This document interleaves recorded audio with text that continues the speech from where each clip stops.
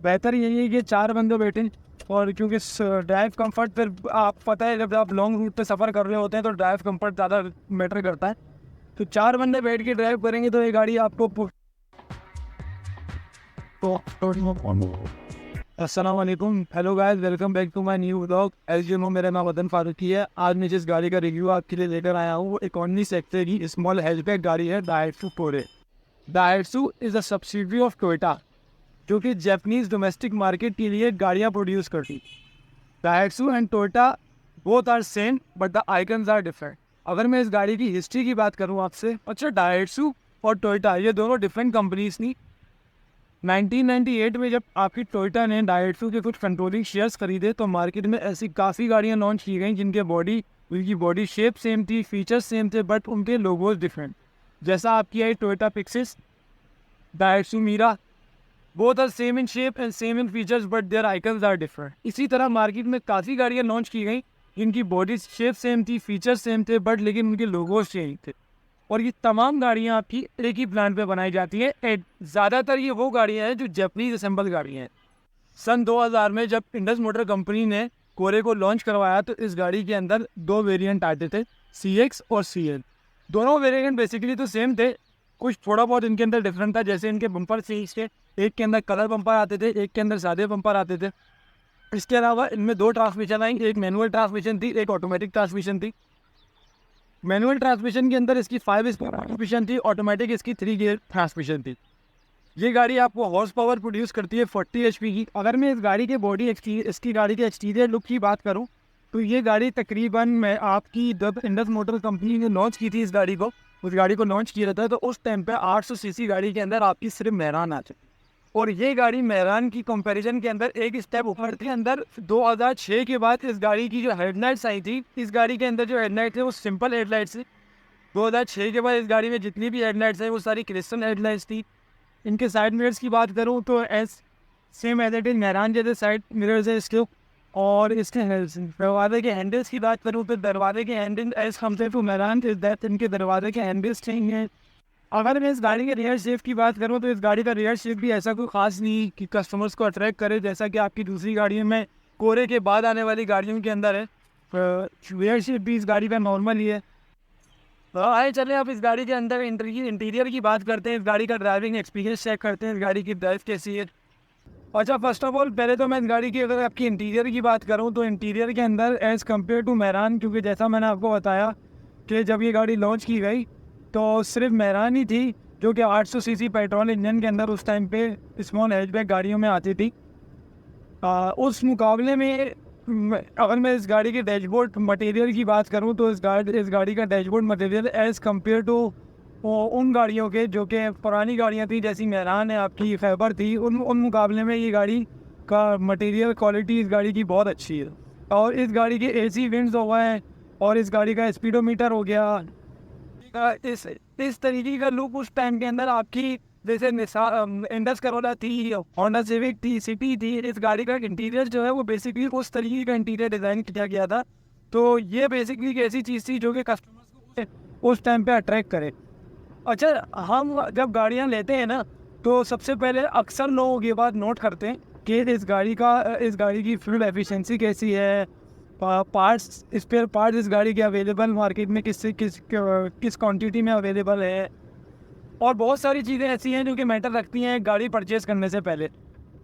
तो सबसे पहले तो मैं अगर आपकी इस गाड़ी के स्पेयर पार्ट्स की बात करूं तो 2012 में ये गाड़ी डिसकंटिन्यू हो गई थी आपके पाकिस्तान के अंदर।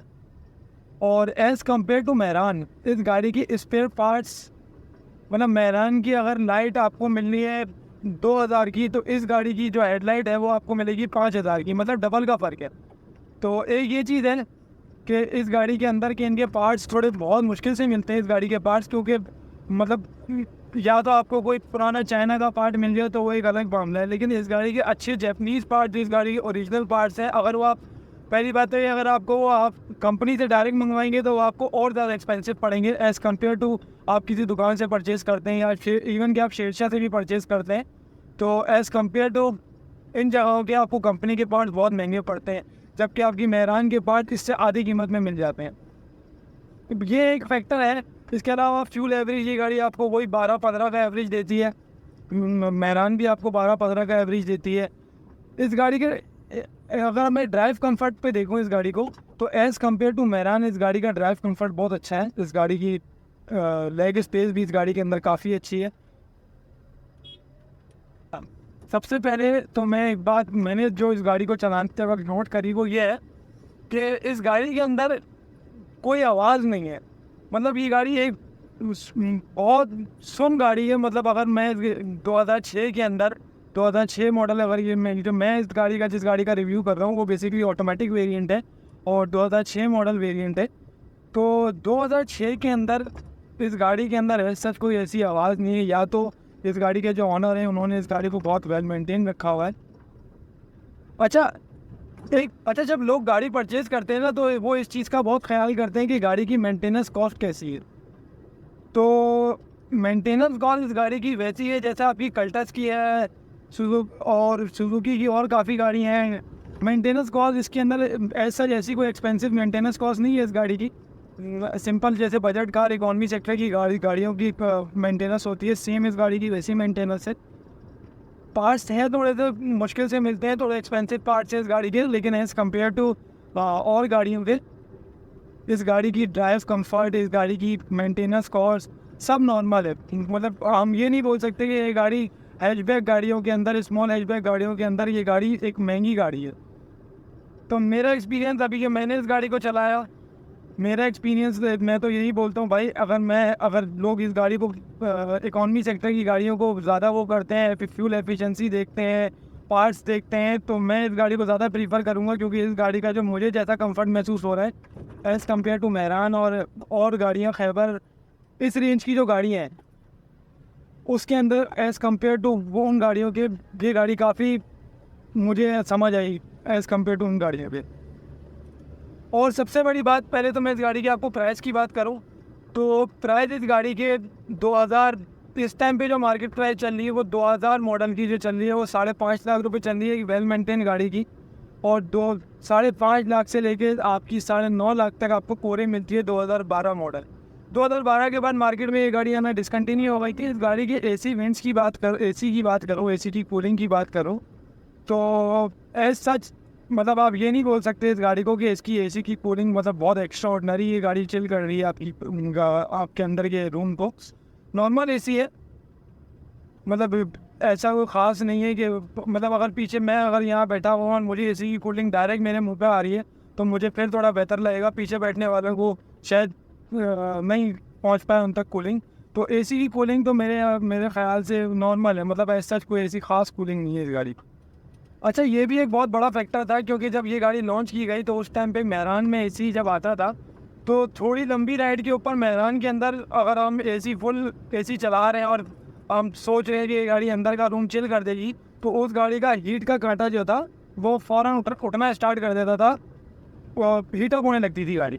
तो इस गाड़ी के अंदर तो ऐसा जैसा कुछ भी नहीं है, तो ये एक बहुत बड़ा फैक्टर था।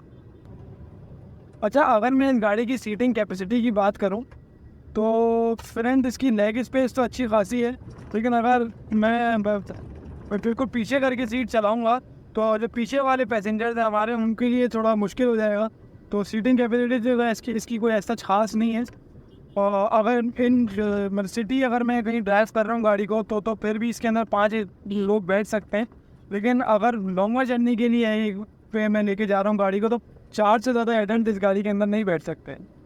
इस गाड़ी की इंजन परफॉर्मेंस की बात करूं तो अगेन अगर मैं इस गाड़ी को मेहरान से कंपेयर करूं तो एज़ कंपेयर टू मेहरान इस गाड़ी का सस्पेंशन, एक्सेलरेशन, इंजन परफॉर्मेंस इस गाड़ी की काफ़ी बेहतर है मेहरान से। अगेन मैं वही बात बोलूँगा, एक स्टेप ऊपर आ जाती है ये गाड़ी मेहरान से। अच्छा गाइस, इंदाज में आपको ये बात बताऊँ कि अगर आप अपनी को गाड़ी सेल करना चाह रहे हैं, परचेज़ करना चाह रहे हैं नई गाड़ी, तो मुझसे रब्ता करें। मेरे इंस्टाग्राम पे मुझे मैसेज करें, मेरा ईमेल एड्रेस है उस पर आप मुझसे रब्ता कर सकते हैं, यूट्यूब पे आप मुझसे रब्ता कर सकते हैं।